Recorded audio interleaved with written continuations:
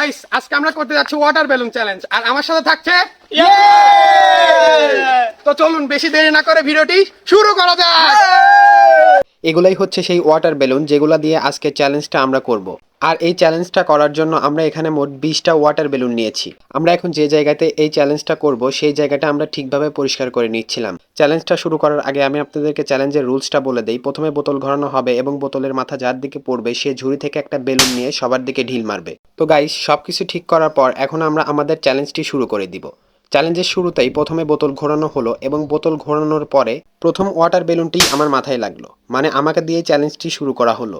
এর পরের বার বোতল ঘোরানোর পরে তাড়াহুড়া করতে গিয়ে বেলুনের সব পানি ওর গায়ে ঢেলে পড়লো, মানে তাড়াহুড়া করতে গেলে যা হয় আর কি। আর ওর এই কাণ্ড দেখে আমরা সবাই যে কি পরিমাণের হাসাহাসি করছিলাম। এখানকার মধ্যে বেশিরভাগ বেলুনই মনে হয় আমার পিঠে ফেটেছে, কারণ ওরা শুধু একের পর এক আমার পিঠে বেলুন ফাটিয়ে যাচ্ছিল। আপনারা হয়তো ভিডিওর মধ্যে সেটা দেখতেই পাচ্ছেন। আজকে আমার ভাগ্যই খারাপ, আমি শুধু একের পর এক মারই খেয়ে যাচ্ছিলাম, কিন্তু একটাও মারতে পারছিলাম না। আর এই খেলার শেষে বেলুনের পানির কারণে আমার পুরো শরীর একেবারে ভিজে গিয়েছিল। কি আর করার, ভাগ্য খারাপ থাকলে এইরকমই হয়। এরপর অনেকক্ষণ পরে যওবা আমি একটা সুযোগ পেলাম, তারপরে আমি সেই সুযোগটা হাতছাড়া করলাম, কারণ আমার যে মারটা ছিল সেই মারটা অন্যজন মেরে দিয়ে চলে গিয়েছিল, সেই জন্য আমি রেগে গিয়েছিলাম। এরপরে যে কাণ্ড হয়েছে সেটা আপনারা নিজের চোখেই দেখুন। বেলুন গিয়ে একেবারে মুখের উপর লেগেছে। হেডশট খাওয়ার পরে ও মাথায় হাত দিয়ে শুধু মাথা নাড়ছিল। এরপরে বোতল ঘোরানোর পরে বোতল কারো দিকেই পড়ে না, সেজন্য আমি বেলুন হাতে নিয়ে ওদেরকে মারতে গিয়েছিলাম, কিন্তু ওরা আমাকে মারতে দেয়নি। এরপরে আবারও আমি বোতলটা ঘুরিয়ে দিলাম এবং বোতল ঘোরানোর পরে রাব্বি যে একটা হেডশট খাইছে সেটা আপনারা নিজেরাই দেখুন।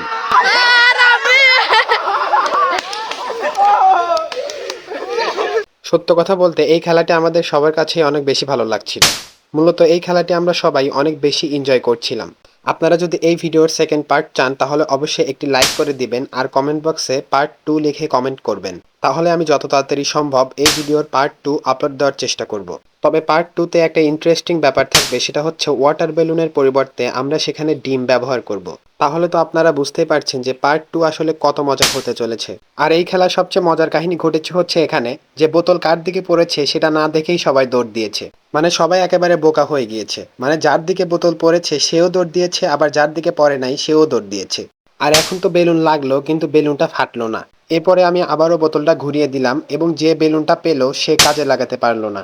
আর গাইস এই বেচারার কথা আমি আর কি বলবো, ও একবারও বেলুন দিয়ে কাউকে মারতে পারে নাই।